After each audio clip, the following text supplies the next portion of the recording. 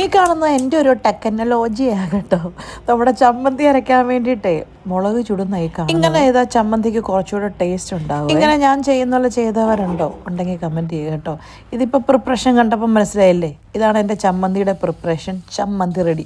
ചിലർ പറഞ്ഞു കുറച്ച് ഇഞ്ചിയും കൂടെ ചേർക്കണമെന്ന്, പക്ഷേ എൻ്റെ ഒന്നും വീട്ടിൽ ഇഞ്ചി ചേർക്കാതെ നമ്മൾ കഴിച്ചത് കൊണ്ടേ ഇതാണ് ഞങ്ങൾക്ക് ഇഷ്ടം. ഇനി അടുത്തത് നമ്മൾ മീൻ വറക്കാൻ വേണ്ടിയിട്ട് പോവുകയാണേ. നമ്മൾ താഴെ നിന്ന് മോഷ്ടിച്ച, അങ്ങനെ പറഞ്ഞാൽ തെറ്റല്ലേ, മോഷണമല്ല, അടിച്ചു മാറ്റിയത്. നമ്മൾ അടിച്ചു മാറ്റി കരിവേപ്പിലയൊക്കെ ഇട്ടിട്ട് നല്ല അയലേനെ അങ്ങോട്ട് പെറുക്കി വെച്ച് ജസ്റ്റിയുടെ ഭയങ്കര ഫേവറേറ്റ് മീനാണ് അയല. ഏത് റെസ്റ്റോറൻറ്റിൽ പോലും ചോദിക്കും അയല വറുത്തുകൊണ്ടോന്ന്. അയലയിൽ ആരോ കൈവശം വെച്ചെന്ന് തോന്നുന്നു കേട്ടോ. ഇനി അടുത്താണ് നമ്മുടെ മുട്ട ഓംലേറ്റ്.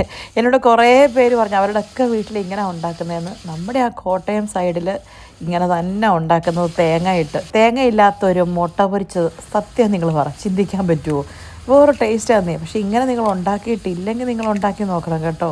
ഒരടിപൊളി ടേസ്റ്റ്. നമ്മുടെയൊക്കെ ചെറുപ്പത്തിലേ നമ്മുടെ സ്കൂൾ ടിഫിൻ്റെ മെയിൻ ഒരു എന്താ പറയുക ഐറ്റം ഇതായിരുന്നു അല്ലേ, തേങ്ങയിട്ട മുട്ട പൊരിച്ചത്, ഒരു ചമ്മന്തി, അല്ലെങ്കിൽ എന്താണ് ഉരുളക്കിഴങ്ങ് മെഴുക്ക് പുരട്ടി. ഓഹ്, അതിൻ്റെയൊക്കെ ഒരു ടേസ്റ്റ് ഇപ്പം പറയുമ്പോഴുണ്ടല്ലോ എൻ്റെ വായിലുണ്ട്. പിന്നെ ഒരു മീൻ വറുത്തത്. ആ ഭക്ഷണത്തിൻ്റെയൊക്കെ ടേസ്റ്റ് ഇപ്പം ഏത് 5 സ്റ്റാർ ഹോട്ടലിൽ പോയി കഴിച്ചാലും കിട്ടുമോ അല്ലേ? പണ്ടൊക്കെ പറമ്പിൽ നിന്ന് ഇഷ്ടം പോലെ തേങ്ങ കിട്ടാനുണ്ടായിരുന്നതുകൊണ്ടേ ചമ്മന്തി ഒഴിച്ചുകൂടാൻ പറ്റാത്തൊരു സാധനമായിരുന്നേ. ഇപ്പോൾ തേങ്ങയ്ക്ക് എന്തോ ഒരു വംശനാശം സംഭവിച്ചു പോയെന്ന് തോന്നുന്നല്ലേ. പണ്ടത്തെ അത്രയും തേങ്ങ കിട്ടാനില്ല. എന്നാലും ഉണ്ടല്ലോ ഈ കറിയുടെ ഒക്കെ ടേസ്റ്റ്, എൻ്റെ പൊന്നോ, ഇപ്പോഴും ഓർക്കുമ്പോൾ വായിലുണ്ട് കേട്ടോ.